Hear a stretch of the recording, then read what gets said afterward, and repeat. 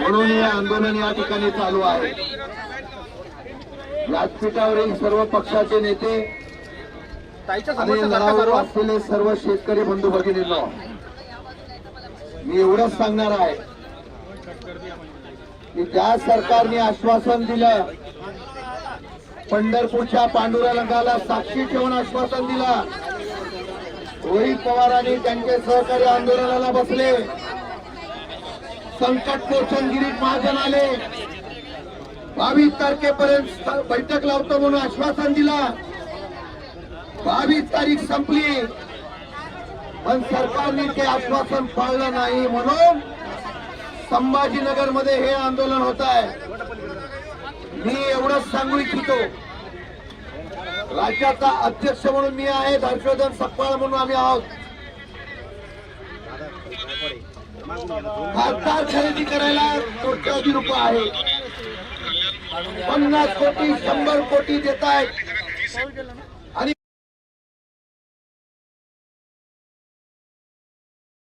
सरसकट त्यांच्याकडे पैसे नाही।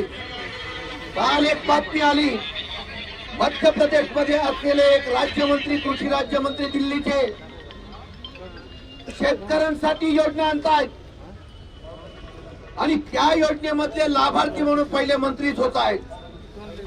95 लाख रुपयाची अनुदान लाटण्याचा प्रयत्न सरकारमधले मंत्रीच करत असेल तर राज्यातले मंत्री काय करतात याचा विचार तुम्ही करावा। आम्ही त्याचा निषेध करतोय। आज आपण सर्वांनी बघितलं असेल, तुम्हीच सांगितलं 22 तारखेला बैठक घेतोय, 22 तारखेला बैठक घेतल्यानंतर तुम्ही ते तत्व पाळलं नाही आणि मग या मनामध्ये तुमच्या वेगळे विचार आहे। मगाची ताई म्हणाल्याप्रमाणे लाडक्या बहिणीच्या योजनेमधल्या लाभार्थी कमी केले तरी योजना जाहीर केली आणि श्रेय घेतला, मतं घेतली। आज परत एकदा शेतकऱ्यांची कर्जमाफी जाहीर करून त्यातले लाभार्थी कमी करायचे आणि श्रेय घ्यायचं पाप हे युती सरकार करताय। मी देवेंद्र फडणवीस आणि महायुतीच्या सर्व नेत्यांना सांगू इच्छितो, आपल्याला वाटलं असेल आता आंदोलन थांबलंय, घराघरामध्ये शेतकऱ्यामध्ये तीव्र नाराजगी आहे। अरे कर्जमाफी एका बाजूला देत आहे, दुसऱ्या बाजूला स्मार्ट मीटर आणताय, लोकांचा त्याला सुद्धा विरोध आहे आणि या सर्व विरोधाला महाविकास आघाडी म्हणून आपण सर्व एकत्र जातो आहोत। आज तिथे खासदार फोडले गेले, तिथे लोकांमधली तीव्र भावना आपण त्या ठिकाणी पाहतोय।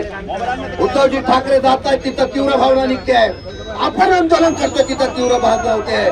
पण सरकारला माहिती आहे पैसे दिले नाही तरी चालतील, मतांनी नेते फोडायचे आणि सत्ता घ्यायची आहे।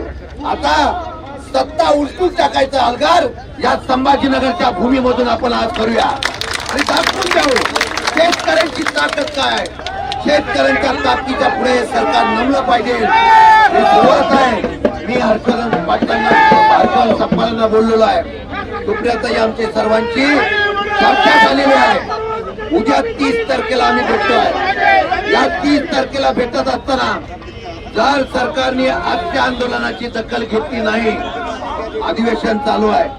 अरे पहिल्या दिवशी अधिवेशनामध्ये सत्तारूढ पक्षाचे सरकारमधले आमदार चर्चा घालतायत की शेतकऱ्यांच्या कर्जमाफीबद्दल आणि शेतकऱ्यांचा श्रेयवाद घेत आहेत, पण दुसऱ्या बाजूला बैठकीला एकही सदस्य उपस्थित नाही। ही सरकारची परिस्थिती आहे, मंत्री सुद्धा उपस्थित नाही, ही सरकारची परिस्थिती आहे। आम्ही ठरवतो उद्या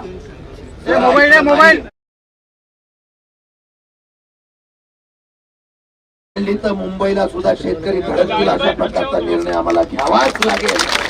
अशा पद्धतीचा निर्णय घेऊन हा बळीराजा सरकार बसू पण शकतो आणि हा बळीराजा सरकार उलटू पण शकतो। हा निर्णय आज या इथे सभेमध्ये आपण घेऊ। आजच्या या आंदोलनाची सरकारने दखल घेऊन ताबडतोब बैठक लावावी आणि बैठक जर लावली नाही तर मंत्रालय हलवण्याची तयारी शेतकऱ्यांनी नांगरा सकट घेऊन यावी, एवढंच या ठिकाणी आश्वासन देतो, आवाहन करतो। शेतकरी एकजुटीचा हम सब